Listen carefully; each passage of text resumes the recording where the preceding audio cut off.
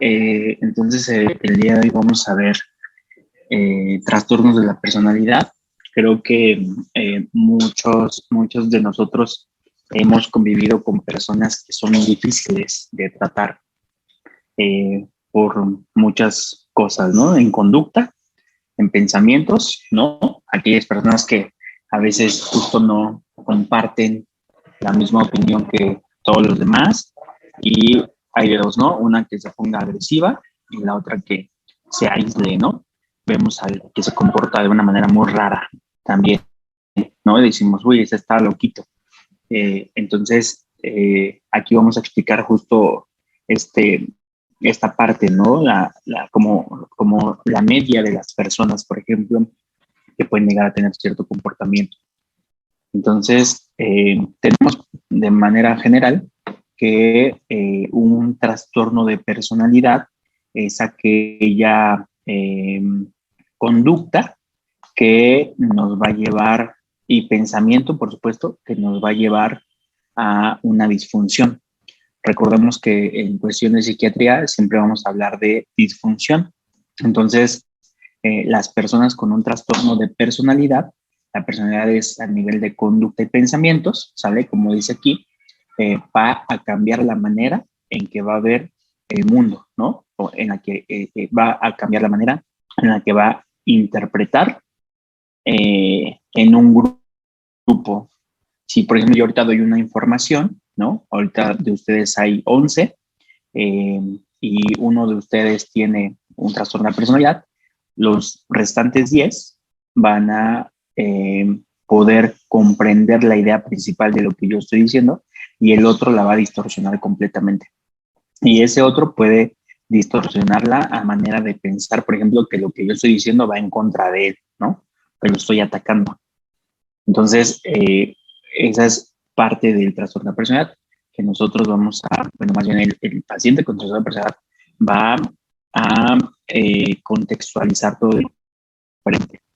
Y lo va a contextualizar de forma que le va a generar a nivel emocional cierto desagrado, tristeza incluso, o irritabilidad, ¿no? Y se puede volver en contra de la otra persona. Va a tener conductas desadaptativas y esto nos va a llevar a un trastorno. Mencionan acá, conllevan malestar o perjuicios para el sujeto, ¿no? Es decir, va a ser, vamos a utilizar la misma palabra, por ejemplo, que el TOC, ego distónico. Me va a generar malestar emocional, ¿sale? Y el trastorno de personalidad se va formando en el transcurso de que nosotros vamos siendo educados y vamos aprendiendo.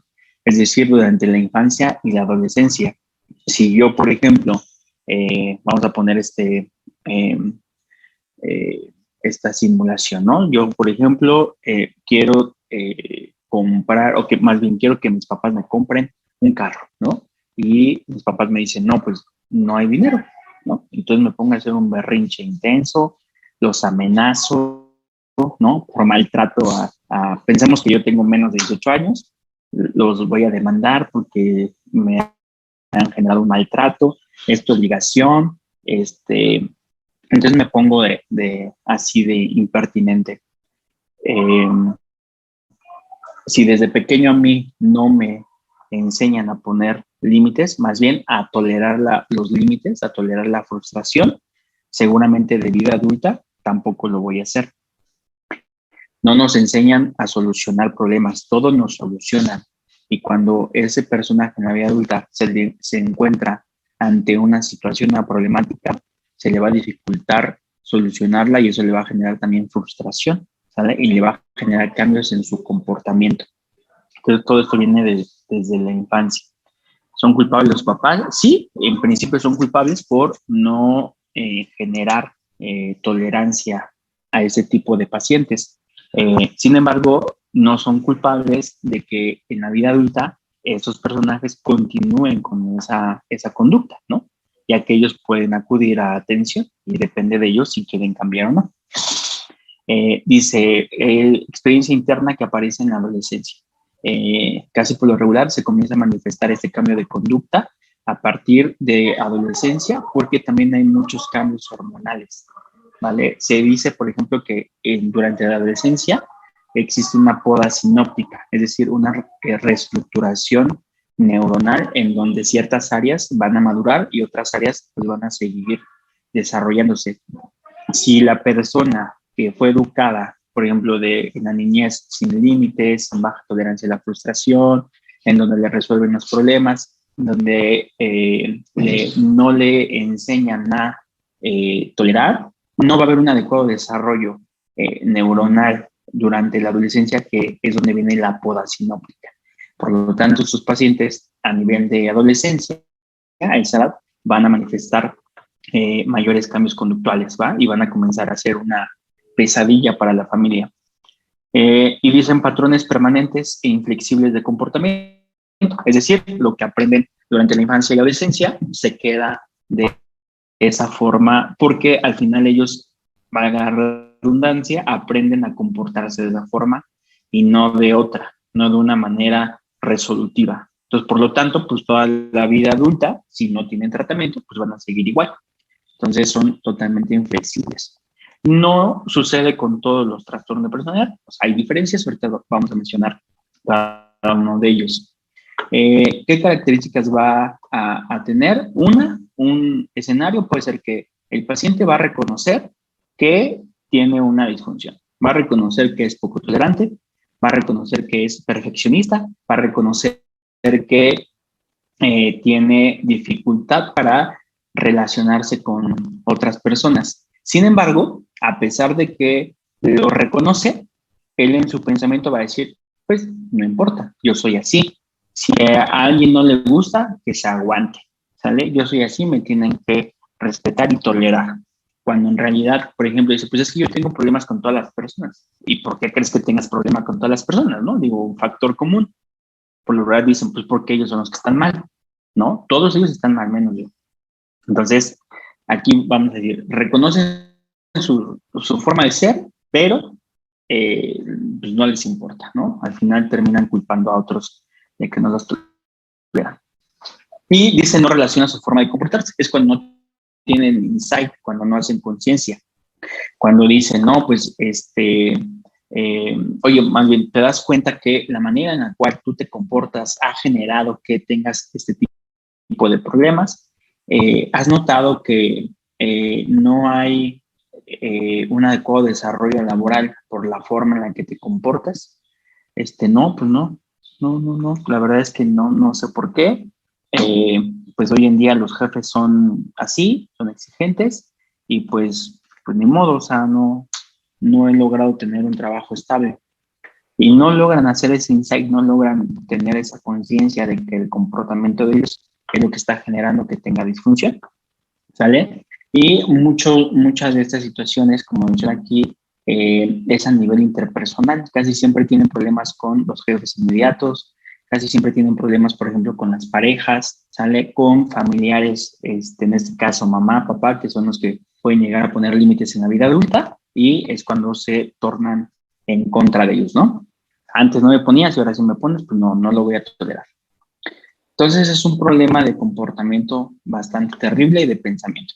Y esta clasificación de grupo A, grupo B, grupo C, o clúster A, clúster B, clúster C, se usaba antes en el DSM-4, me parece, en el DSM-5 me parece que ya no aparece, porque de alguna manera como que los clasificaban por las características que pueden tener en cada grupo de estos. Sin embargo, hoy en día ya no sucede así, ¿sale? Porque se ha visto, por ejemplo, que si bien pueden compartir ciertas características, puede ser que les funcione cierta terapia a uno, por ejemplo, a un límite, y a otro límite no le va a funcionar ese tipo de terapia, ¿no? O dentro, por ejemplo, del límite hay tres diferencias. Puede ser una límite que se inclina más hacia depresión, puede ser una límite que se inclina más hacia la impulsividad, o puede ser una límite que se pudiera confundir con un trastorno bipolar.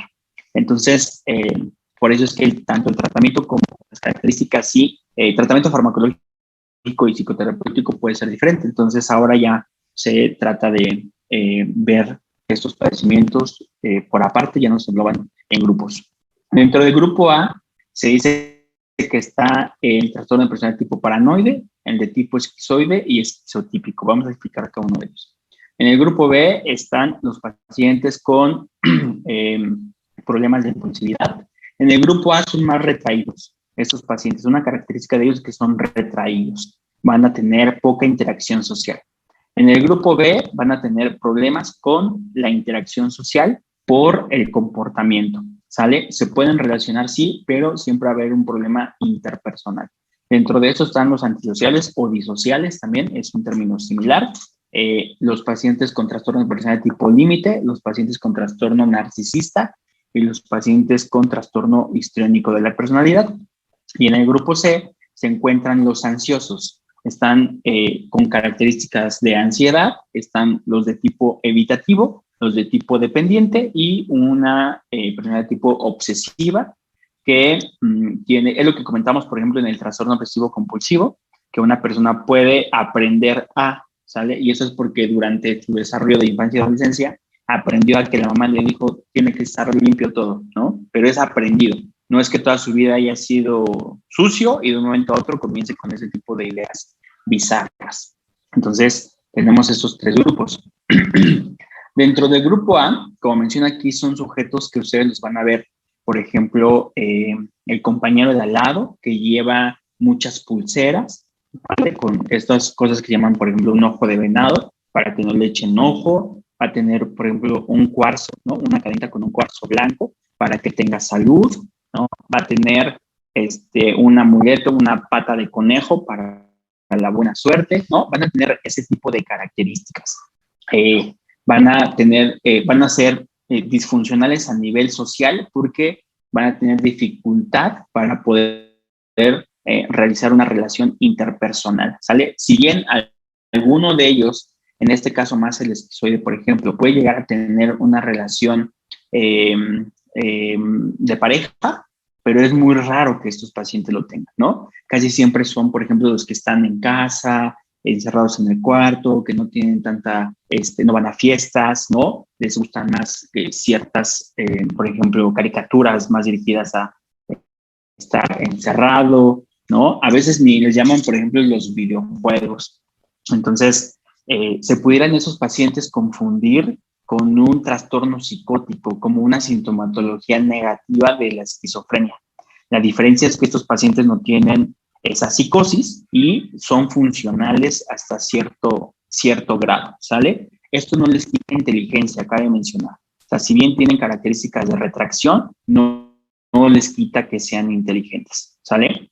Entonces, bueno, tenemos al paranoide, que van a ser sujetos desconfiados, ¿no? Siempre van a estar como alertas, de estar al tanto, por ejemplo, de lo que hacen las otras personas, pero con la idea de que a lo mejor lo que hacen le puede hacer daño a él.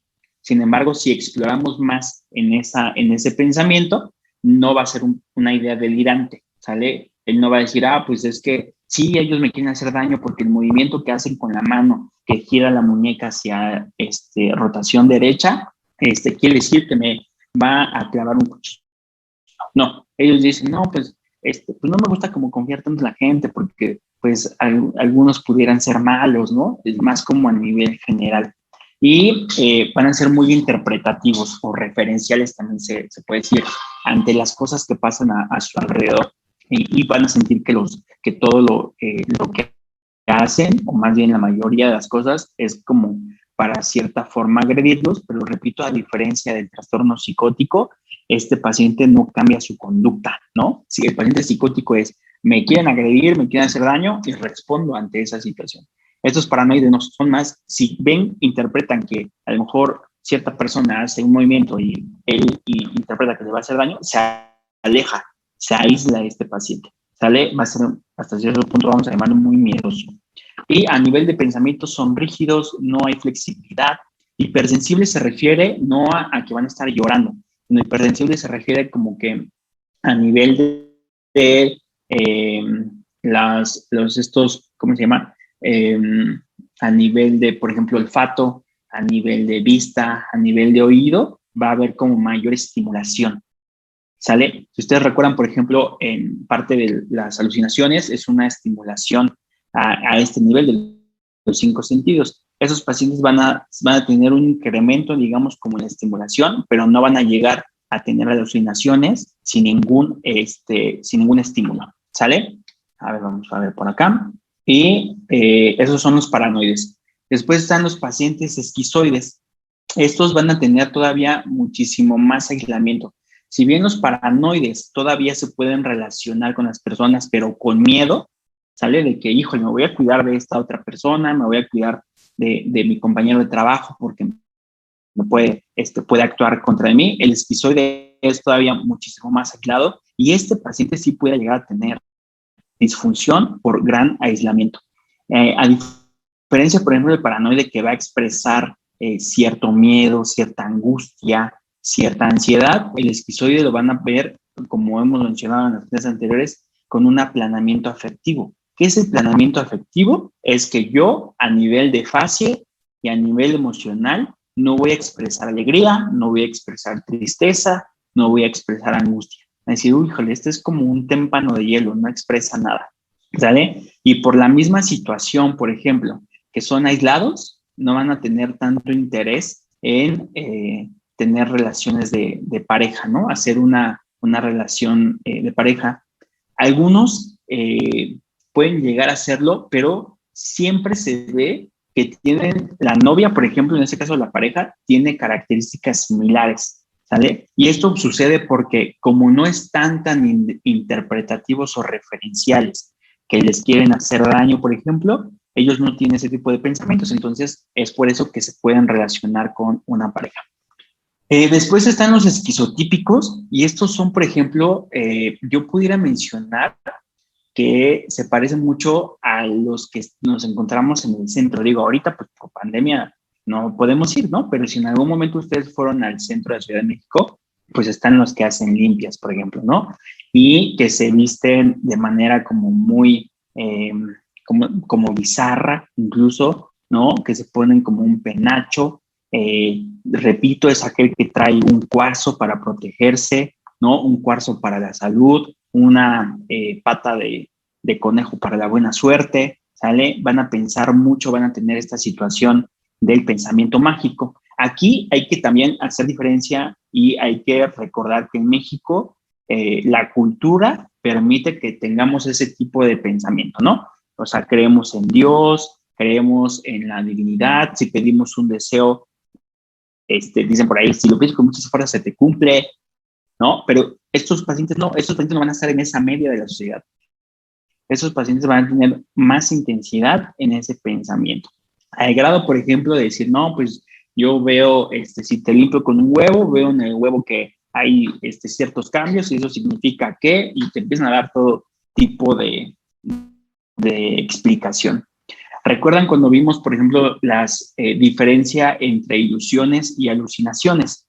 Las alucinaciones es un estímulo, más bien, disculpen, la alucinación es la presencia de la activación de un sistema sensorial sin que algo lo esté generando, sin un estímulo. Es decir, yo voy a ver, por ejemplo, si estoy aquí enfrente la pared, voy a ver que de la pared sale un zombie, ¿no? Y no quiere decir que el zombie esté saliendo de la pared.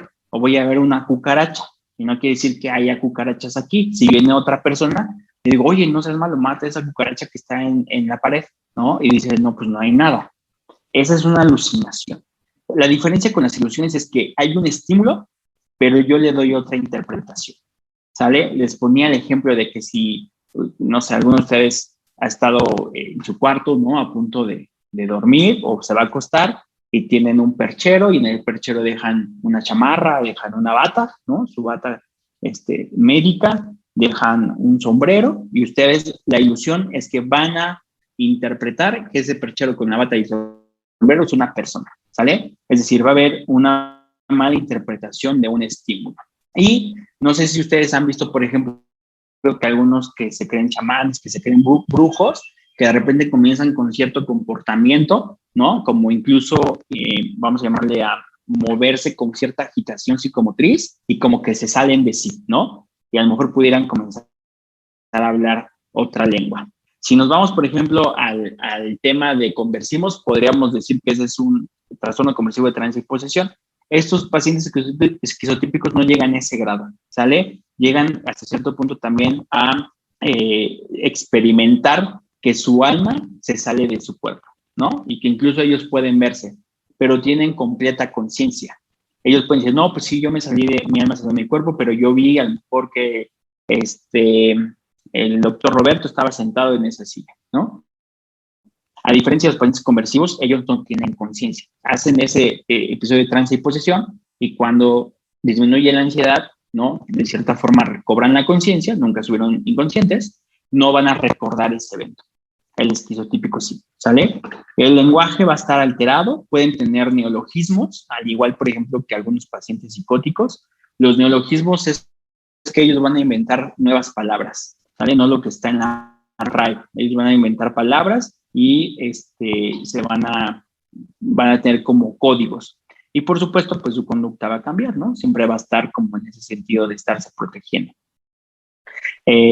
Como menciona aquí, si bien este paciente parece más un paciente esquizofrénico, pero no va a rayar como si fuera una idea delirante, no va a alcanzar a tener alucinaciones, solamente las ilusiones, ¿sale? Y el comportamiento no va a estar alterado. El comportamiento siempre va a tener un propósito, a diferencia de los pacientes esquizofrénicos, que el comportamiento es errático. Si le preguntamos, oye, ¿por qué estás alzando la mano? Va a decir, no sé, pero la alzo. O ¿por qué estás caminando de un lado para otro? No sé, así nada más tengo que hacerlo, ¿no? No dan una explicación. Esa es la diferencia con los pacientes esquizofrénicos. Entonces, estos son los trastornos de personalidad del grupo A. Que no sé, déjenme recuerdo si más adelante hablo. No, vamos a regresar esto. El tratamiento en estos pacientes, como no cumplen con criterios de psicosis, es decir, ellos pueden tener sus pensamientos, ¿no? Y casi siempre los trabajos que ellos realizan, ¿no? O la interacción que tienen con las personas es mínima y no afecta, digamos, a su autonomía, ¿sale? Esos pacientes por lo regular son autosuficientes, pueden trabajar, ¿sale? A menos, repito, que tengan cierto grado de delirios o alucinaciones, entonces ahí disfuncionaría completamente. Estos pacientes, si bien están restringidos de alguna manera a nivel social por la baja interacción que hay, no les genera disfunción, ¿sale? Ellos siguen siendo autosuficientes. A veces, más bien esos pacientes llegan porque la familia se preocupa, ¿no? La familia dice, pues es que toda su vida ha sido raro, se viste de esta forma,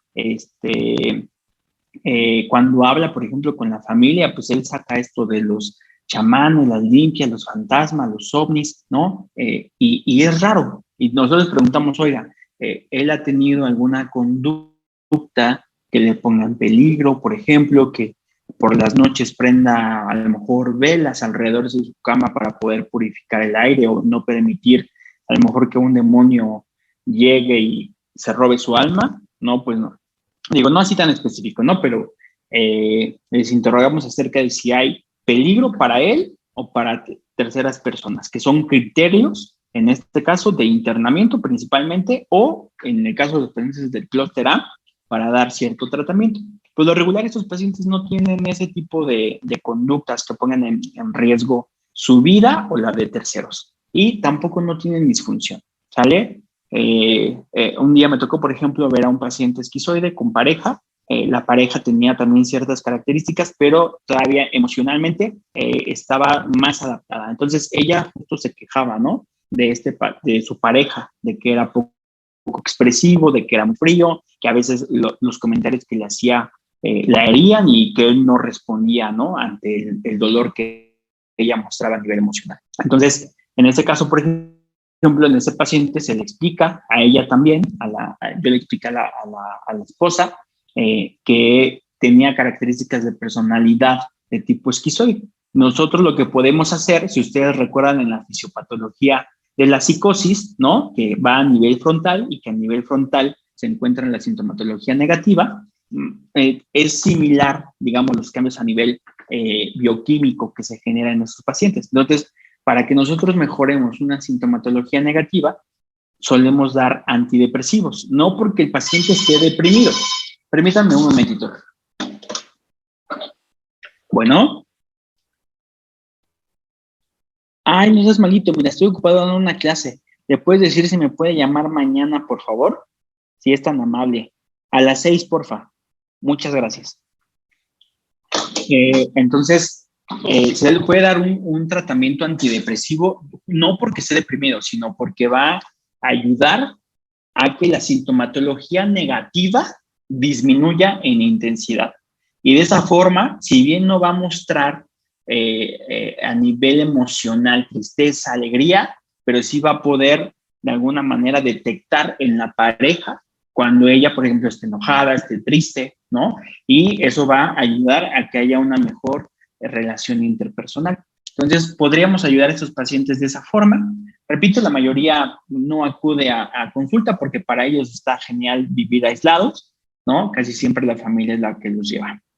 Y podríamos dar también una terapia de tipo psicológica, en este caso más dirigida a relaciones sociales, ¿sale? Para que el paciente aprenda a convivir con otras personas, ¿sale? Ya que eso es principalmente lo que se les dificulta. Entonces se lleva una terapia para relaciones sociales, habilidades sociales, disculpen, son habilidades sociales. Y el paciente, las características que tiene es que no tiene tanto apego al tratamiento, ¿no? Ya que ellos en sí, pues la felicidad, digamos, que pueden expresar es estando solos, estando aislados. Cuando comenzamos con este tipo de terapia, bueno, más bien en el caso de psicología, el paciente en principio acude, ¿no? Tal vez a lo mejor por alguna presión a nivel familiar, ¿no? Sin embargo, cuando el paciente comienza a tener este tipo de interacción con la sociedad, pues le genera hasta cierto punto sintomatología de ansiedad y eso hace que deje la terapia. Muy bien. Después, bueno, aquí es como a nivel de dibujo, cómo podemos encontrar a este tipo de pacientes, ¿no? El esquizotípico, véanlo ahí, como viendo como fantasmas, ¿no? Pues ahí vestido ahí con una bufanda, ¿no? Incluso podemos decir, tiene ahí dos corbatas, muy raro estos pacientes. El otro está siempre ahí paranoide, no hay tanto, sí que están hablando de mí, ¿no? Y el esquizoide todo inexpresivo. Es como para que las personas que aprenden de manera visual, ¿sale? No todos tenemos las mismas capacidades. Hay unos que tienen capacidad, inteligencia visual, inteligencia de tipo conceptual, ¿no? Otros más a nivel auditivo. Entonces, bueno, esto es para que aquellos que tengan más aprendizaje de manera visual, pues se les quede esta imagen. Después aquí es un grupo de trastornos que es lo que más nos vamos a encontrar. Este tipo de trastornos tienen alteración en la relación interpersonal principalmente, ¿no? Son aquellos que de alguna forma van a estar queriendo llamar la atención, ¿sale? Son aquellos otros que cualquier cosa les irrita y eso puede generar conductas de agresividad. Son aquellos que suelen manipular también, ¿no? Y son aquellos que llegan a creerse más que los otros, ¿no? Y que solamente se pueden relacionar con los que tengan cierto grado de inteligencia. Y eso, por supuesto, va a hacer que disfuncione, ¿no? Estos pacientes, plural, con quien tienen mayor dificultad es con autoridades. Entonces, si tienen una disfunción a este nivel, pues por lo regular no tienen o los corren frecuentemente los trabajos, ¿no? Si ellos llegan a ocupar puestos altos, ejercen un maltrato, cierto bullying hacia los subordinados. Y bueno, este grupo, este clúster B, son sujetos inmaduros, emocionalmente inestables. ¿Por qué? Porque no van a tolerar la frustración, no van a poder regular la irritabilidad, el enojo, la tristeza, ¿sale? Esos pacientes, por lo general, cuando tienen cierta felicidad, va a ser muy intensa esa felicidad. Cuando tienen una tristeza, va a ser muy intensa esa tristeza que a veces se pudiera confundir con una depresión. Es decir, van como una montaña rusa en sus emociones, ¿vale? Van a presentar asociación con trastornos afectivos y esto es porque como es tan intensa esa emoción, los predispone a generar un cuadro depresivo o incluso un cuadro de ansiedad. Las personas, por ejemplo, con trastorno límite de la personalidad, en el que tiene más de esas características de sube y baja en emociones, pueden llegar a tener trastornos somatomorfos, ¿sale? O conversivos. Ante una baja tolerancia a la frustración de algún límite que le está poniendo la familia o la pareja, ellos se ansían tanto que pueden llegar a tener un trastorno conversivo motor, un trastorno conversivo sensitivo, un trastorno conversivo mixto, ¿sale? Una amnesia disociativa incluso. Y como hay un componente de ansiedad muy importante en esos pacientes, la mayoría, aquí me inclino más hacia los pacientes límite, pueden tener abuso de sustancias, ¿no? De tipo cannabis, por ejemplo. No tanto los estimulantes, se van más hacia cannabis, se van más hacia cigarro, o tabaco, se van más hacia solventes incluso, porque va a deprimir el sistema nervioso. Y el alcohol, por supuesto, ¿sale? No se meten tanto, por ejemplo, cocaína, tachas, porque eso los va a estimular más y puede que genere mayor ansiedad.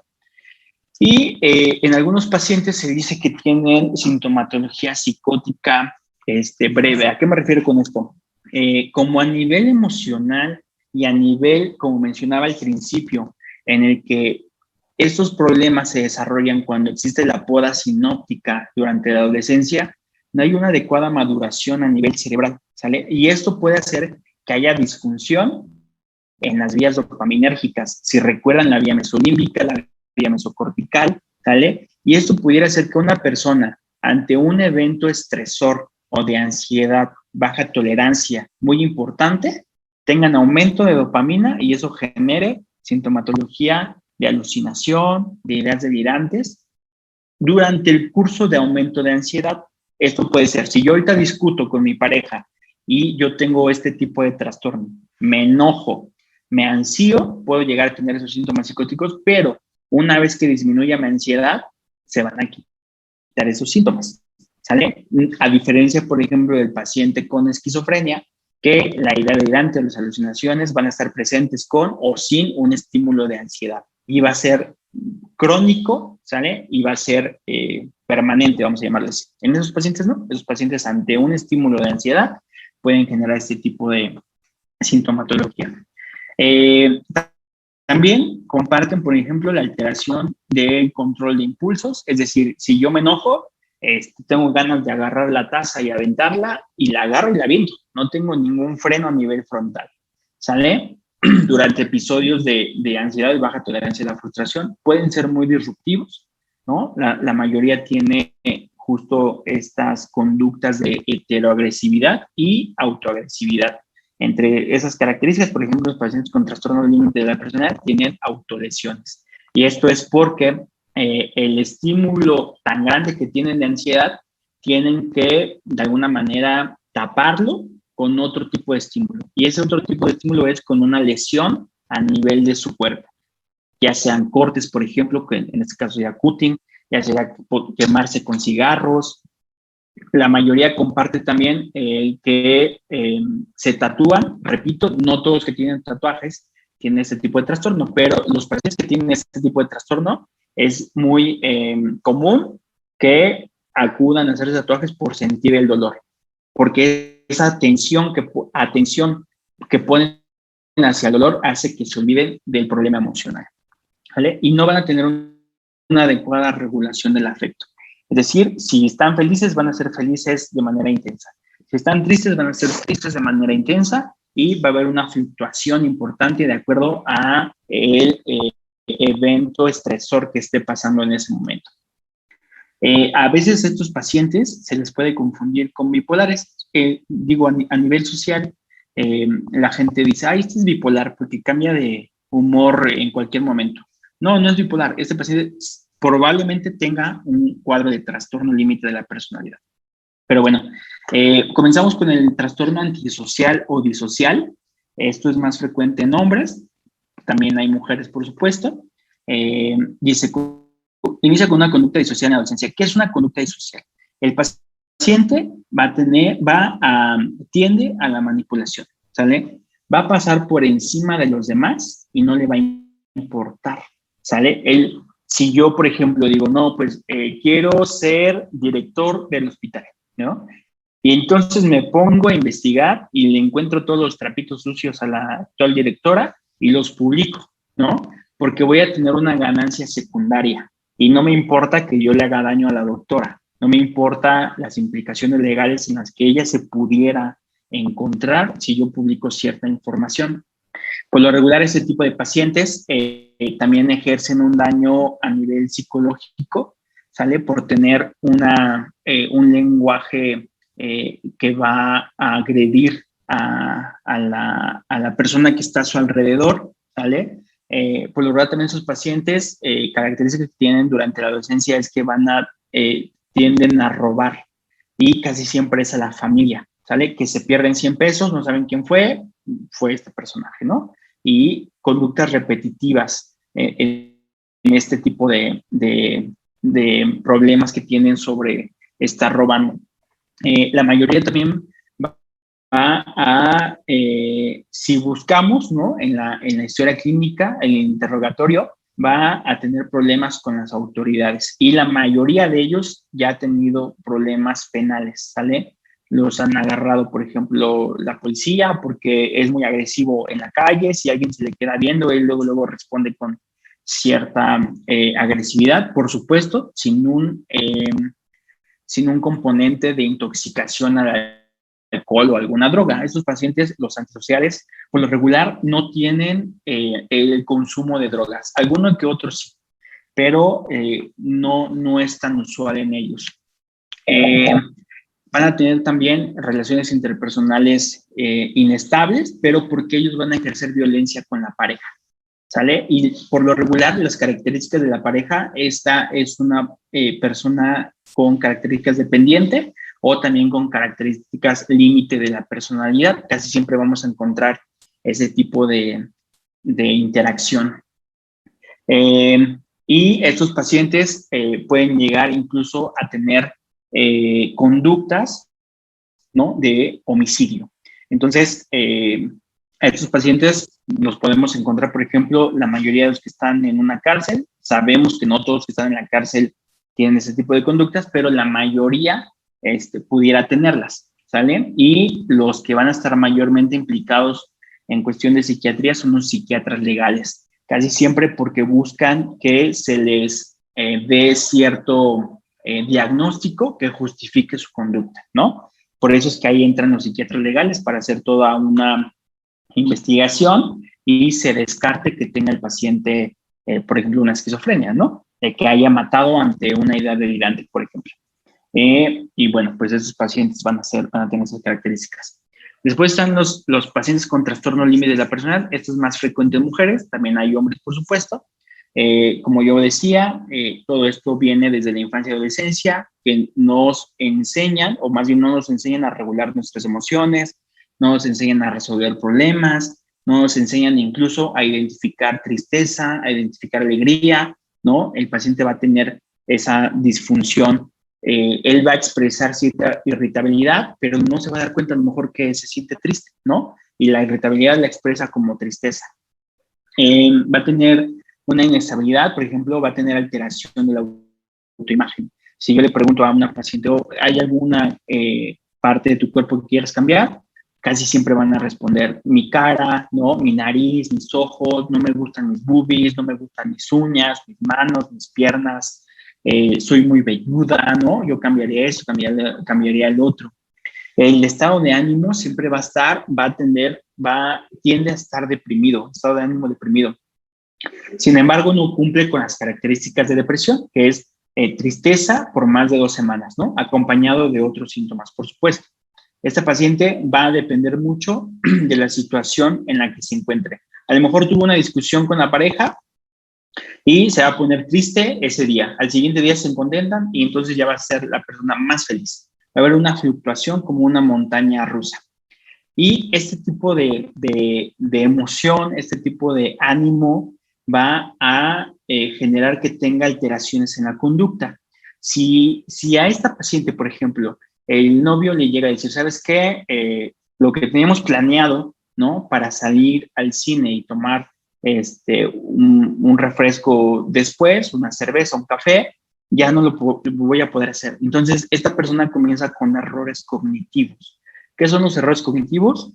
La interpretación de la información que le están dando, ella la realiza o lo hace de manera distorsionada. Entonces ella pudiera llegar a pensar, es que no me canceló porque va a ir a ver a otra, ¿no? Por ejemplo, o me canceló porque ya no me quiere, me canceló porque así ha estado desde hace 2 semanas y entonces lo que quiere es que yo me aburra para que termine dejándolo y él a mí, ¿no?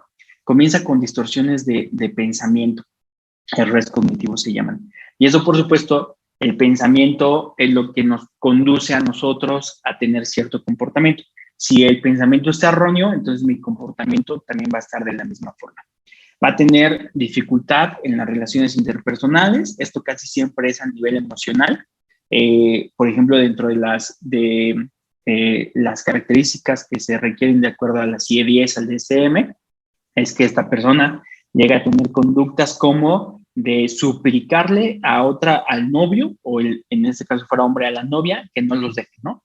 A pesar de que, por ejemplo, si estuviera una relación con un antisocial, ejerce violencia verbal, psicológica y física, esta persona límite le va a rogar que no la deje, ¿no? Tiene un problema para el desapego, hacen un vínculo patológico muy fuerte que pudieran llegar a tener incluso algunos rasgos de una persona de tipo dependiente. Más adelante lo vamos a ver. Entonces, por lo general son parejas muy conflictivas que incluso llegan a tener agresividad física entre los dos, ¿no? Van a tener un sentimiento crónico de vacío. ¿A qué me refiero con eso? Van a sentir como que tienen un hueco, ¿sale? O a nivel de pecho, así lo describen ellos y ellas, a nivel de pecho, que intentan llenarlo, por ejemplo, teniendo una pareja tras pareja. 2 meses, no funcionó, le rogué, lloré, me deprimí un día y al siguiente día tengo otra pareja, ¿no? Tratando siempre de llenar ese vacío más emocional que físico, vamos a llamarle así. Otra situación que pueden llegar a tener también ante ese vacío es el consumo de sustancias, el consumo de drogas que van a hacer que esa emoción disminuya en intensidad. Pero ellos lo van a detectar como que ese vacío se quita una vez que consumen marihuana, por ejemplo, ¿no? Las conductas que van a tener van a ser impulsivas, no van a pensar. Si algo les frustra, ellos inmediatamente van a tener una conducta disruptiva, van a golpear, van a aventar todo, van a hacer un desastre terrible, son impulsivas, no se pueden detener, ¿no? Van a tener baja tolerancia a la frustración, es decir, si algo no les parece, les va a generar malestar. Por lo regular les genera ansiedad e irritabilidad y van a tener un miedo al abandono. Por eso es que pueden llegar a tener características similares como el trastorno dependiente de la personalidad.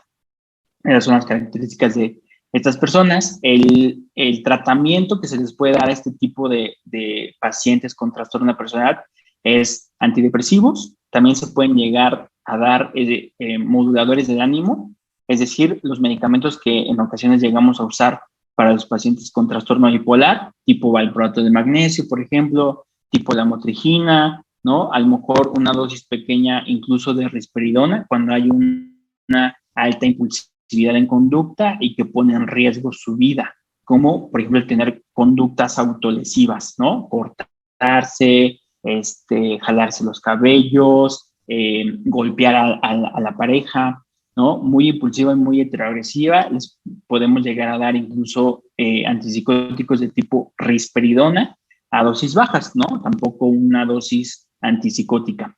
Y la psicoterapia más usada en esos pacientes es la psicoterapia de tipo cognitiva conductual. ¿Por qué? Esta intervención de tipo cognitivo conductual lo que hace es ir a identificar los pensamientos que esa persona llega a tener cuando se le da cierta información, ¿no? Esa distorsión que yo les mencionaba, esos errores cognitivos, lo que se hace es identificarlos para que esta persona sepa o tenga ya la decisión de si continuar con la misma conducta que ha tenido siempre o cambiarla, ¿sale? Por lo regular, la mayoría cambia la conducta porque, por supuesto, también cambia el pensamiento. Por eso se llama cognitivo-conductual, porque va al área de pensamiento para que no le dé la misma interpretación errónea y por ende cambia el comportamiento, ¿sale? Por eso se llama así. Y hay una que todavía es, vamos a llamarla un poco más intensa, que es la terapia dialéctica conductual. Ese tipo de terapia está más indicada en pacientes límite que tienen características de persistencia de idea de muerte, idea suicida o incluso conductas suicidas. ¿Sale? A lo mejor en algún momento ya lo intentó, se tomó pastillas, se cortó las muñecas, se quiso aventar a un auto, ¿no? Esa gran impulsividad y esa persistencia de ese tipo de conductas y pensamientos se trata con una intervención dialéctica conductual que justo va más encaminada a tratar ese tipo de pensamientos, al igual que la cognitivo-conductual, pero esta va más a pensamientos autolesivos y conductas autolesivas. No hay que usar medicamentos tipo benzodiazepinas con ese tipo de pacientes porque justo como tienden a tener, llenar ese vacío, ¿no? Ese vacío virtual que tienen en el pecho, pueden hacerse o desarrollar una dependencia ante estas sustancias. Por eso se evita dar este tipo de medicamentos como las benzodiazepinas. Después tenemos dentro del mismo grupo al trastorno narcisista y al trastorno histriónico. ¿Qué es el trastorno narcisista? Son aquellas personas que van a, hasta cierto punto, requerir que se les reconozca, ¿sale? Van a sentir, por ejemplo, que ellos están en cierto nivel, en cierto estatus social, cierto estatus económico, y él no le puede hablar a personas que estén por debajo de él, ¿no? Porque es como rebajarse. Él siempre va a buscar que se le reconozca y tener, en este caso, amistades que estén en la misma línea en la que él está. Aunque las otras personas digan, no, pues nada que ver, ¿no? O sea, se cree mucho y ni en cuenta. El ego va a estar completamente elevado, ¿sale? Si esa persona, al ser narcisista, al creer que sabe todo, al creer que es inteligente, otra persona los confronta, ¿sale? O les dice está mal, olvídense, puede tener una conducta totalmente agresiva hacia esa persona. O pueden desarrollar un cuadro depresivo, ¿sale? Secundario a que comienzan como con esta situación de, pero ¿por qué me contradice? Y si yo leí el Kaplan, por ejemplo, 3 veces, yo me lo sé de memoria, no van a poder tolerar ese tipo de críticas y pueden desarrollar un cuadro depresivo. Es poco común, la mayoría presenta más bien conductas heteroagresivas cuando se les confronta. Pueden llegar a tener fantasías de grandeza, repito, creer que son los mejores, creer que solamente se puede relacionar con personas de su mismo estatus, ¿no? Incluso pueden llegar a tener mucho dinero. Y fíjense, algo característico que tienen estos pacientes narcisistas es que se creen mucho porque por lo regular la tarea, por ejemplo, que ellos desarrollan o el tema en el que ellos se creen mucho, por lo regular lo dominan, ¿no? Y entonces es esa persona que tiene una retroalimentación, vamos a llamarle positiva, no porque esté bien, sino una retroalimentación positiva porque la realidad es que son muy buenos en su trabajo, son muy buenos en lo que hacen. Y eso mismo hace que ese ego aumente, ¿no? Y esas fantasías de grandeza. Entonces esos pacientes, repito, cuando llega alguien y dice, ¿sabes qué? Pues estás mal, ¿no? O hay un superior a él y ese superior le pone límites, está en mucho riesgo de presentar un cuadro depresivo.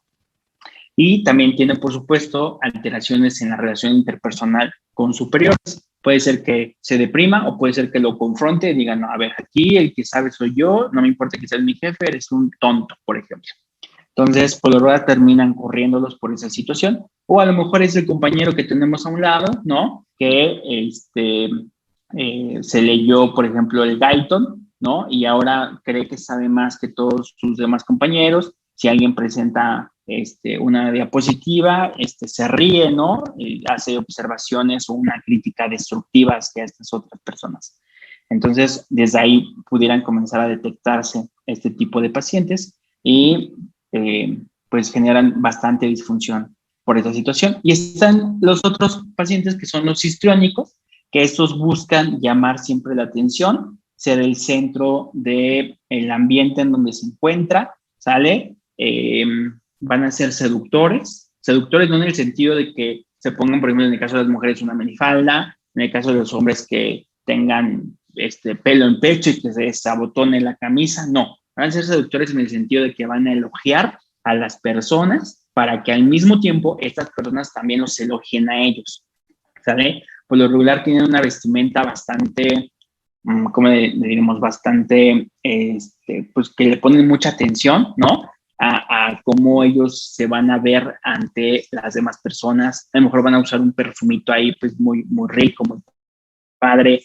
Van a traer la ropa de marca, ¿no? El último iPhone, por ejemplo, ¿no? Entonces, ese tipo de personas, repito, siempre buscan llamar la atención. En la fiesta es el que grita para hablar, ¿no? Para que los demás lo volteen a ver. Y siempre justo buscan esa retroalimentación positiva de que si ellos tienen cierto movimiento, cierta conducta, cierto volumen de voz, al ver que los demás voltean a verlos, tienen la distorsión cognitiva de decir, pues me voltean a ver porque pues, yo soy muy importante, ¿no? Y porque pues soy muy guapo y porque llamo la atención, ¿no? Cuando en realidad esa persona está generando que la volteen a ver porque está gritando. Entonces no son capaces de hacer esa conciencia, ese insight. Y por supuesto tiene bastante disfunción porque las personas a su alrededor les van a decir, ay, tonto, ¿no? O sea, no se junten con él porque siempre grita, se cree mucho, y pues es un naco, por ejemplo, ¿no? Pueden llegar a decir. Entonces, tienen bastante disfunción en cuestión de relaciones interpersonales. Me tomo un poquito de café.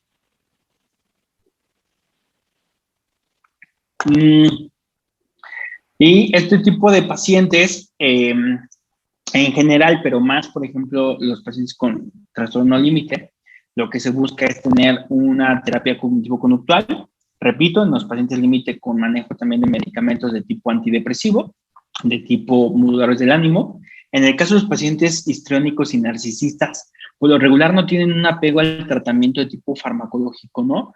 Y esto es porque continúan con ese tipo de ideas, pues, de erróneas, en el que ellos, pues, siempre tienen la razón, que no requieren de una ayuda para mejorar. Entonces, cuando esos pacientes llegan a acudir a consulta, es porque, de nuevo, la pareja, a lo mejor que ya son esposos, o porque en el trabajo le dieron un ultimátum y le dijeron, mira, si no cambias esa conducta, te vamos a correr. Entonces, cuando llegan a una atención, pero no tienen un adecuado apego al tratamiento. Les podemos mandar, por ejemplo, antidepresivos como un estabilizador del ánimo, ¿sale? Y por lo regular lo toman poco tiempo solamente para justificar en el trabajo que ya está bajo un tratamiento y por supuesto después lo dejan, ¿no? Eh, eh, por lo regular también tratan de modular, si ya le está generando disfunción a nivel laboral, tratan de modular sus conductas, pero no dejan de tener el mismo pensamiento. O sea, aquí vemos, por ejemplo, al clúster B, el antisocial, ¿no? Que es muy enojón. Tenemos al borderline, que así se llama en inglés, o trastorno límite de la personalidad, porque puede tener estas dos fases o esta montaña rusa de emociones. El histriónico, ¿no? Pues siempre yo soy el centro de atención, ¿no? Véanme, aquí estoy bailando, hablando muy, muy alto, y el narcisista, pues siempre pensando que es el mejor, ¿no? Nadie se me puede acercar, no me pueden hablar, porque pues yo solamente me relaciono con personas que están en el mismo nivel de, de social o económico. El trastorno antisocial, cuando llegan a consulta es porque tienen un problema legal. Les platico, por ejemplo, los pacientes que llegamos a ver en el Hospital Psiquiátrico Fray Bernardino es porque las conductas heteroagresivas que tienen les generan problemas en la cuadra, por ejemplo, con los vecinos. Una característica de ellos que se me estaba pasando a decirles es que van a ejercer maltrato animal desde la infancia y no van a tener ningún remordimiento, ¿sale? Ante ese dolor. Por lo regular, la mayoría mata perros, mata gatos, mata ardillas, ¿no? O llegan incluso a torturarlos. Y ellos cuando refieren este tipo de conductas, ustedes ven que a nivel emocional no tienen ninguna expresión, ¿no? Incluso hasta les puede llegar a dar cierta satisfacción. Entonces, estos pacientes, por supuesto, cuando van avanzando en la vida adulta, la mayoría pues sigue ejerciendo, digamos, este tipo de violencia, ya no solamente a animales, sino también a humanos, ¿no? Les platico rapidísimo. Una vez llegó un paciente, yo no lo atendí, lo atendió una compañera mía que le relataba cómo él era satisfactorio matar a los cerdos, ¿no? Entonces él se metió a trabajar en el rastro, en el que él enterrar el cuchillo en los cerdos les generaba placer. Y así estuvo matando cerdos. Después llegó a un nivel más avanzado, en el que decía, ahora lo que hago es masturbarme con la sangre de los cerdos, ¿no? Y me encanta, los mato y después me masturbo con ellos.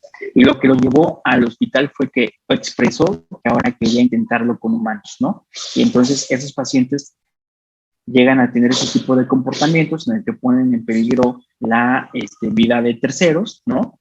Donde ejercen mucha violencia y que pues es un peligro para la sociedad. Entonces, bueno, pues se hacen diferentes cosas, se le habla al MP, bueno, nosotros no tenemos, nos impiden, en este caso, demandar, por ejemplo, ¿no? Y decir a la Procuraduría, oigan, pues tenemos este personaje. Solamente se hace una notificación, se da aviso y en el caso, por ejemplo, de que lleguen a agarrarlo, pues ya está ese antecedente.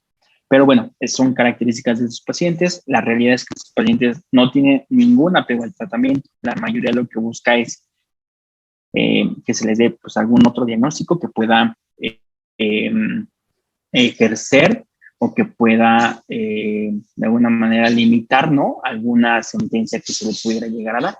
A lo mejor hacerse pasar por un paciente psicótico para poder librarse de cierta pena, por ejemplo. Entonces hay que tener mucho cuidado con los pacientes. La realidad es que no creo que les lleguen a ustedes, ¿no? Estos llegan más a este nivel psiquiátrico y aún a ese nivel psiquiátrico son muy pocos los que acuden a consulta, ¿no? Y no por ellos, sino por más, en este caso les digo, la sociedad o la familia es la que, lo que los lleva a tener esta atención. Después, dentro del grupo C, encontramos a estos pacientes que tienden a ser más ansiosos, ¿sale? En el que su comportamiento va muy encaminado a esta situación, que no toleran, por ejemplo, algunos cambios que se realizan a su alrededor y esto les va a generar que tengan disfunción, también, por supuesto, a nivel de relaciones interpersonales. Tenemos el primero, por ejemplo, que es el de tipo evitativo. Se pueden llegar a cumplir, por ejemplo, con una fobia social, sin embargo, no es así. Este paciente, por ejemplo, desde pequeño, a lo mejor tuvo bullying, ¿no? A lo mejor y dentro de la misma, el ambiente familiar, los papás a lo mejor lo estuvieron rechazando, a lo mejor lo hacían menos, ¿no? A lo mejor le hacían más caso al otro hijo, a lo mejor porque ellos querían tener un niño y nació mujer, o al revés, ¿no? Entonces, tienen este tipo de características. Entonces, por lo tanto, ellos comienzan a internalizar a nivel psicológico que no son a lo mejor suficientes para otras personas, ¿no? Y por supuesto, esto les genera cierto miedo, cierta ansiedad para poder relacionarse con ellos y se vuelven evitativos. Comienzan a dejar de salir. Si alguien se les acerca, se comporta de cierta manera en que no platican, ¿no? Y eso hace, por supuesto, que las otras personas pues se vayan. Esos pacientes pueden hacerlo de forma consciente, ¿no? O también de forma inconsciente. A lo mejor ellos dicen, pues yo la realidad es que deseo tener una pareja, deseo ser participativo, ¿no? Pero me da mucha pena, me da mucha vergüenza, no me siento capaz, ¿no? Llegan a tener este tipo de ideas de minusvalía, no sé, valgo menos, no estoy a nivel B. Entonces llegan a disfuncionar porque evitan toda interacción en algunas cosas. Lo que se hace con los pacientes es dar cierto tratamiento más de tipo, por ejemplo, psicoterapéutico, ¿no? También para dar ciertas habilidades sociales, ¿no? Se mejora, por ejemplo, la autoestima y algunos de ellos pudieran desarrollar sintomatología depresiva, por lo tanto, también se les va a tratar con medicamentos antidepresivos.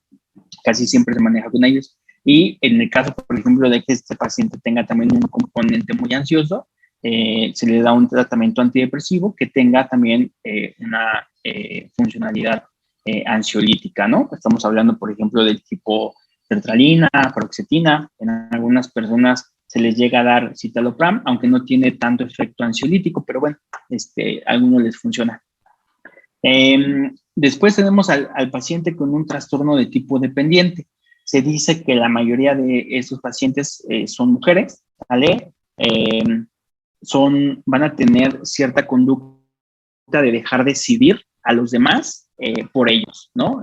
Por ejemplo, tenemos parejas, vamos a llamar un antisocial con un dependiente, entonces el antisocial tiene ciertas características más dominantes, ¿no? Y el dependiente, pues va a dejar que el otro haga todo lo que quiera, ¿no?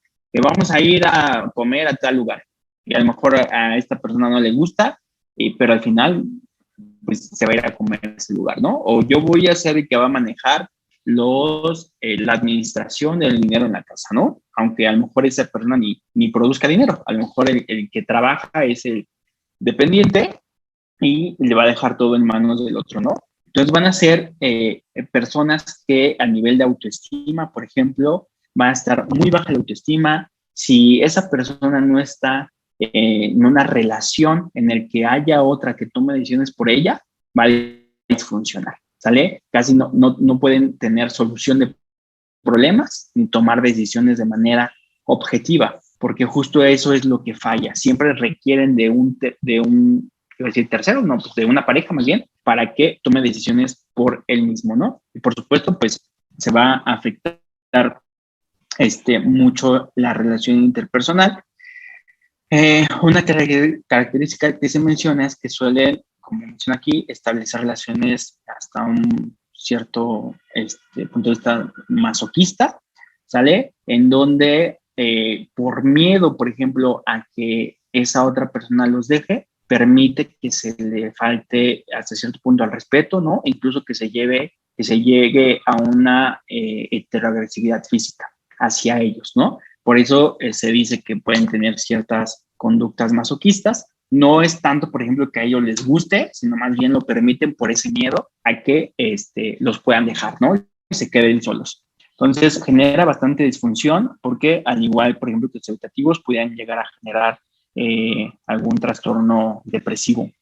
Entonces, es muy difícil, por ejemplo, con esos pacientes llevar, por ejemplo, una terapia, porque lo que se pretende en la terapia es que estos pacientes sean autosuficientes, ¿no? Que no dependan de otra persona para poder tomar una decisión.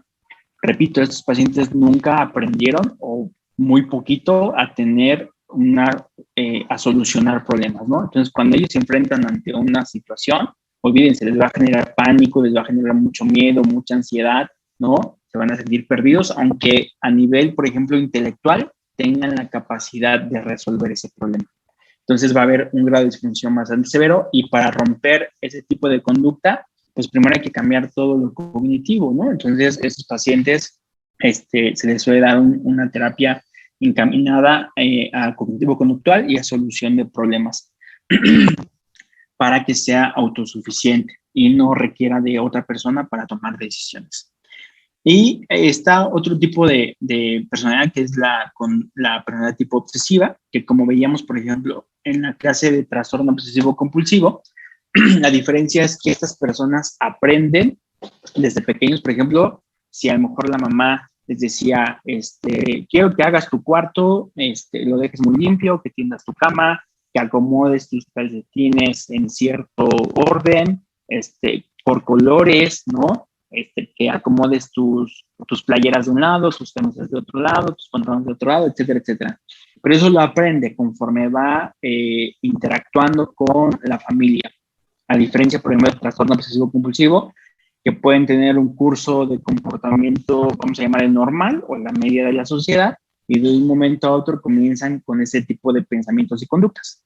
Entonces, esta persona con trastorno de tipo obsesivo, también se les llama anancásticos, que es justo tener esos pensamientos o conductas rígidas, ¿no? Hacia incluso hacer ciertos rituales también. Van a ser muy perfeccionistas, muy metódicos, ¿no? Ellos se suelen estar muy cómodos con procesos, ¿no? Si algo, por ejemplo, se sale del lugar, o el planeamiento que tienen de su rutina del día se sale del lugar, pues bien, se pueden generar incluso hasta un ataque de ansiedad. Entonces, eso es justo lo que hace que disfuncionen este tipo de pacientes. No van a tolerar, por ejemplo, que las otras personas lleguen tarde, ¿no? Por lo regular ellos dicen, no, pues nos vemos a las 7 y él está ahí a las 7 en punto o 5 minutos antes, ¿no? O incluso hasta muchísimo antes.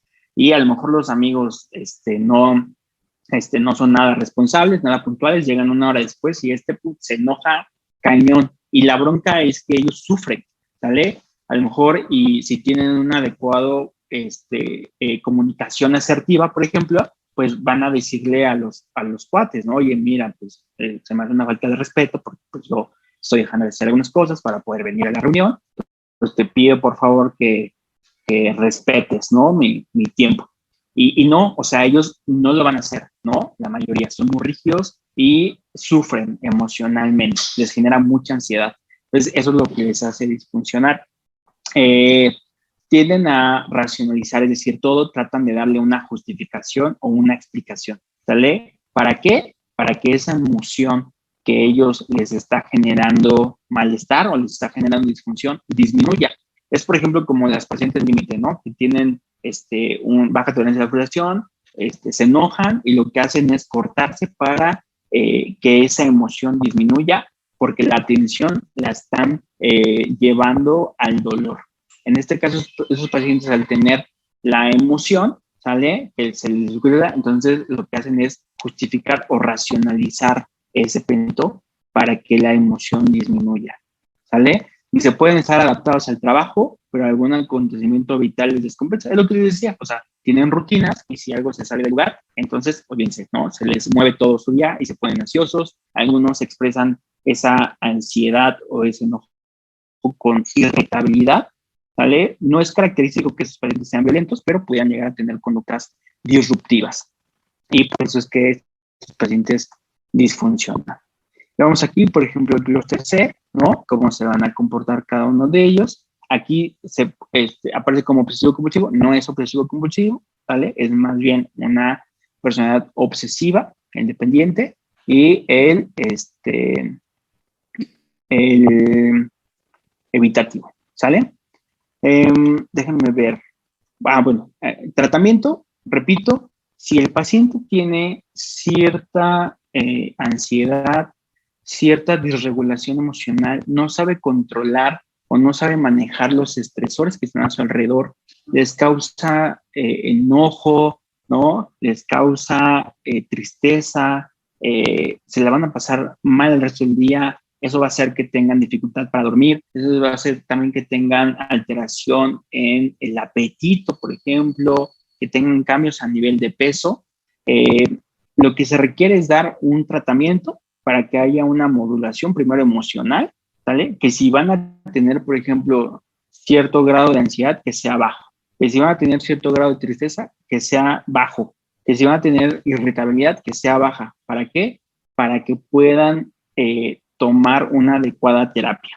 En la misma terapia, esos pacientes pueden llegar a descontrolarse porque se maneja lo cognitivo, ¿no? Se hace conciencia de, a lo mejor la misma conducta que estos pacientes tienen de manera repetitiva, en el que ellos pensaban que las otras personas eran los que tenían un comportamiento para hacerles daño, se dan cuenta que en realidad no. Y eso les puede generar también una disregulación emocional. Entonces, por eso se requiere que esos pacientes estén de alguna manera protegidos con el tratamiento para tener una modulación emocional para que se pueda llevar una adecuada terapia, ¿no? La mayoría de tipo cognitivo-conductual, cuando hay alteraciones en que son evitativos, en que son con rasgos de clúster A, ¿no? Es decir, van a estar aislados, se hace más una terapia de habilidades sociales, ¿no? O incluso se puede llevar, dar una terapia, yo diría mixta, no sé cómo lo manejen los psicólogos, ¿no? Pero pueden dar ciertas estrategias de, a lo mejor, cognitivo-conductual, ciertas estrategias de habilidades sociales, solución de problemas, manejo de estrés, en el transcurso de esta terapia. Y bueno, pues aquí esta es a manera de que ustedes lo tengan, ¿no? Para que no se les olvide. Los carros representan pues, los diferentes tipos de de personalidad. Por ejemplo, el 1 se siente arrinconado, ¿no? Está muy suspicaz ahí diciendo, híjole, me quieren hacer daño, ¿no? El 2, el narcisista, pues véanlo, es un carrote, ¿no? Ahí está con su ego muy grande. El 3, el dependiente, está súper pegadito a otro carro, ¿no? Si no, no te vayas, por favor, vamos a, a irnos juntos, ¿no? El 4, el pasivo agresivo, ¿no? Que está aquí ocupando dos lugares, ¿no? Si de, pues no me acomodo en uno, pero tampoco voy a dejar que se acomode el otro en ese otro lugar. El 5, el borderline, ¿no? Que va a ser hasta cierto punto muy confrontativo, ¿no? Con la otra persona. Va a tener relaciones interpersonales, pues ahí patológicas, ¿no? Y siempre va a estar así como al tú por tú. El antisocial, ¿no? Que va a bloquear por completo a este carro, así de que pues aquí no sale, si hazle como quieras, ¿no? El histrónico en medio de la fiesta, aquí llamando la atención de todos. El 8, el obsesivo, ¿no? Que quede en el mismo, mismo distancia a los lados, enfrente, atrás, ¿no? Siempre tratando de estar lo mejor posible y de tener el control. El 7, el 9, el evitativo, ¿no? O sea, aquí como que muy pegadito para acá, lejos de todos. El 10, el esquizoide, ¿no? Que está aislado, como mencionábamos también hace ratito, ¿no? Que no va a tener tanta interacción social. El evitativo es porque le tiene miedo a todos estos, ¿no? Porque creen que en algún momento creen que pues, pueden llegar a bulearlo, ¿no? Y este es más aislado porque pues le gusta estar así, ¿no? No por tener miedo, por ejemplo, a la sociedad. Y el esquizotípico, vean, ¿no? En lugar de ser un carro, es aquí como una nave espacial, ¿no? Todo raro, todo bizarro. Entonces, esto es para como una dinámica, ¿no? Ustedes pueden ver al final para que se les grabe más este tipo de trastornos.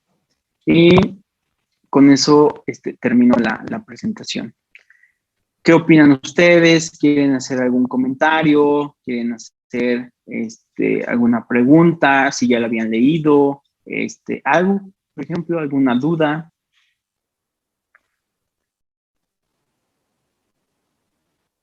A ver, Alberto, dime.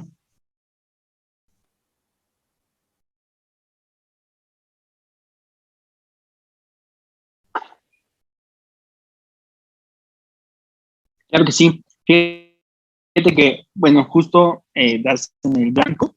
Todos nosotros tenemos rasgos de personalidad, ¿sale? Todos.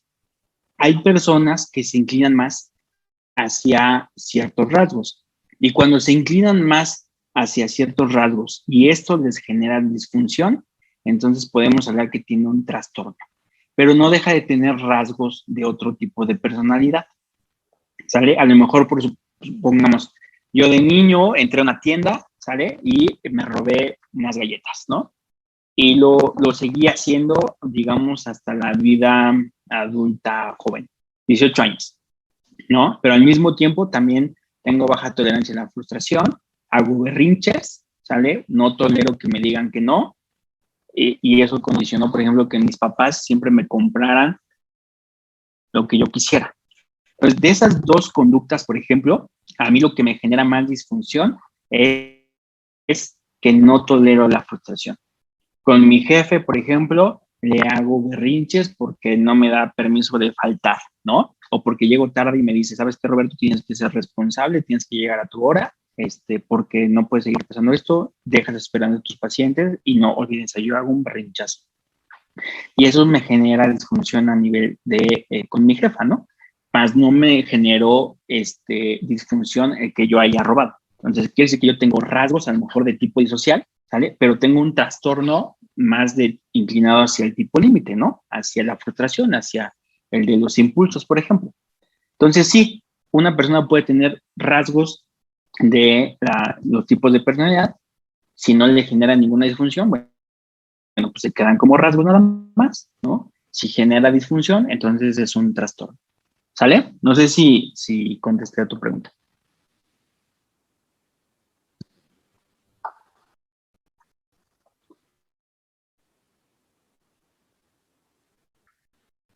Ándale, sí.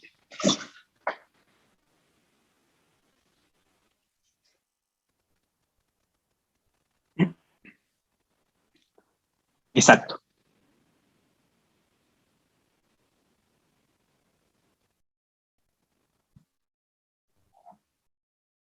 exacto, así es. Entonces, sí, todos podemos tener rasgos, de ahí a que nos genere problema en la relación interpersonal y es diferente, ¿sale? ¿Alguien más? ¿Comentario? Ah, ¿Alguna doctor, experiencia? yo tengo Sí, una Laura. pregunta con respecto a qué sucede con la personalidad múltiple. No, eso es otra cosa. Por ejemplo, la personalidad múltiple Ajá, no es como lo vemos, por ejemplo, en la película esta de Fragmentado, ¿no? ajá. Que tenía, ¿cuántas personalidades tenía Fragmentado? 20, Como 21. 20 y Ajá, algo, ¿no? 22, sí, ¿no? No, 22. nada que ver. Ajá. Ajá, nada que ver con eso. O sea, por ejemplo, los trastornos de personalidad es justo como mencionaba Alberto. Podemos tener rasgos de personalidad, pero no quiere decir que en un momento durante una hora yo sea límite, en otra hora sea histriónico, en otra hora sea disocial, ¿no? Y que no voy a tener conocimiento de lo que hace el disocial, por ejemplo. No, el trastorno múltiple, por ejemplo, se ha relacionado a que tiene cierto grado de disociación. Es decir, personas a lo mejor que tienen cierta, vamos a llamarle inmadurez neurológica, en la que bajo cierto estresor, para proteger, digamos, de la ansiedad, ¿sale? Saca a flote otra personalidad, pero es como una manera de, ¿qué podemos decirle? Como un mecanismo ¿cómo podemos decir? Un mecanismo de compensación, un mecanismo de protección, ¿no? Más o menos como para que no sufra yo, por ejemplo, de ese estresor.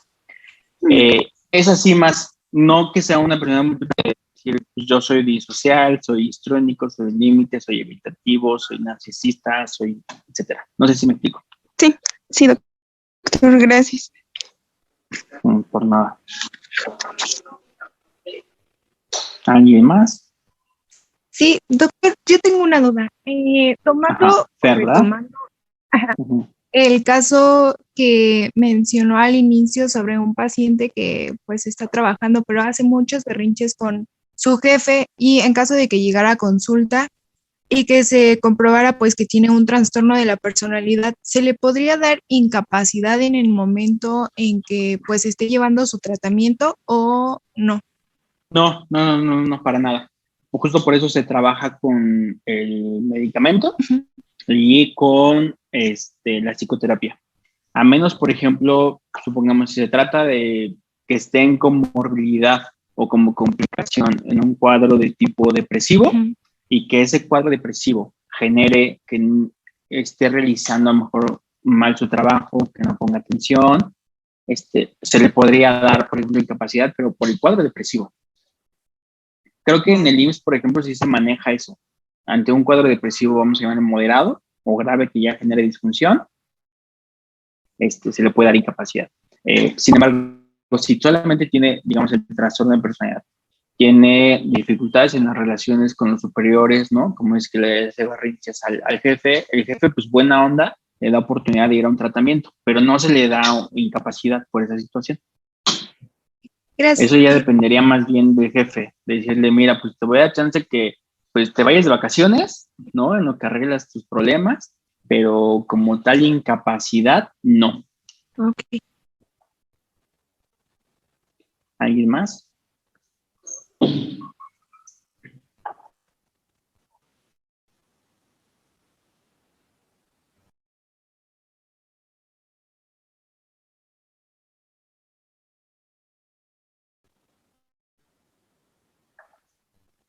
Sí, ajá, dime. Hoy es un tema bastante amplio. Yo creo que si quieren eso lo vemos como tema aparte, ¿sabes? Porque son muchos conceptos, ¿sabes? Damos como una clase extra, digamos. Ujú. Pero sí, justo, o sea, digamos, como hablando de manera general, lo que falla es justo eso, de que durante la fase de desarrollo, tanto emocional, a nivel de neurodesarrollo, la familia como tal no le enseña al paciente a tener cierto grado de adaptación a los cambios que puede haber. ¿no? Ante una problemática. Y por supuesto, entonces, a nivel psicológico, el paciente también en la vida adulta tiene esa dificultad para adaptarse, ¿vale? Y ahí pudieran entrar, como tú mencionas, el que haya desarrollado mecanismos psicológicos de adaptación, ¿vale? Pero repito, si quieren ver esa clase, bueno, vemos como extra porque es manejar muchos conceptos, ¿sale? Pero va por ahí.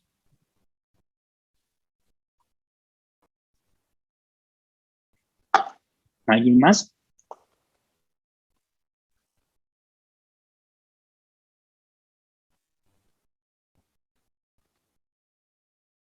Bueno. Una pregunta, doctor. ¿Los trastornos de personalidad tienen, digámoslo de alguna manera, cura o simplemente se tratan? La terapia de tipo cognitiva conductual y el medicamento lo que hacen es que estos pacientes logren identificar los errores cognitivos que pueden llegar a tener, ¿vale? Para que ellos tengan la oportunidad de cambiar la conducta. Es decir, si yo, por ejemplo, tengo baja tolerancia a la frustración y mi respuesta en conducta es hacer berrinches, ¿vale? Lo que hace la terapia cognitiva conductual es que yo identifique esas situaciones que me generan la baja tolerancia, ¿sale? El no soportar los cambios, por ejemplo. Entonces, en la terapia cognitivo-conductual hacen que yo logre identificar ese tipo de situaciones. Ahora, si yo logro identificar ese tipo de situaciones, tengo la oportunidad de cambiar mi conducta, ¿sale? Por lo tanto, a lo mejor puede ser, como tú dices, que yo siga con ese tipo de pensamientos de errores cognitivos, ¿vale? Pero logro identificarlos y eso ya no me genera disfunción. Pero hay personas que logran identificar este tipo de errores cognitivos de pensamientos y no quieren cambiar su conducta, ¿sale? Entonces, respondiendo a tu pregunta es, pues creo que se podría curar en el caso de que el paciente tenga una adecuada conciencia, ¿sale? Y que al identificar los pensamientos cambie su conducta. Pero también tiene la oportunidad de decir, no, pues no voy a cambiar, yo soy así feliz, sí me enojo, sí me emberrincho, pero pues así disfruto, ¿no? Chingando a los demás, por ejemplo. Entonces, Gracias. Pues sí, entre curarse o no, pues más bien ahí yo creo que sería como de, sí quiero cambiar o no quiero cambiar. Pero por supuesto ya con un tratamiento, ¿no? Si no tiene el tratamiento, pues no va a hacer conciencia de que tiene un problema. ¿Sabe?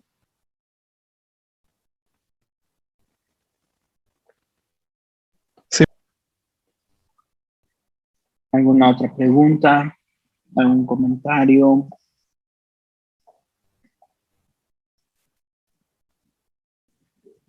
Ninguna, doctor. Ok, muy bien. Entonces, ya solamente faltaría la clase de mañana. ¿Tienen actividad hasta las 11? ¿Qué actividad van a hacer? Una simulación como de médico-paciente. Está coordinada por la... Súper. Ajá, perfecto. Muy bien. Entonces, me había mandado Daniel, me parece que la hora en teoría sería hasta las 11. Yo creo que la clase la programamos a las 12, ¿sale? No tengo paciente a esa hora. El último me parece que es a las 11, lo más que me podría prolongar, pónganles 12:10. Entonces, nos veríamos a las 12. Entonces, yo voy a tratar de comunicarme con ustedes para no dejarlos esperando como hoy. Y vayan también anotando algunas preguntas que tengan de temas anteriores, como también para tratar de hacer un repaso, para que el día lunes ya tengamos nuestro examen. ¿Sale? Sí, doctor. El examen de lunes sería por alguna plataforma en específico, alguna aplicación. Sí, no recuerdo el nombre. La he usado, pero se me borró ahorita el nombre. Pero yo les mando el enlace. Se lo mando a Daniel y ya que se los comparta. Pero no es necesario descargar ninguna aplicación, doctor. O sea, podemos acceder desde la página web o cómo sería. Desde la página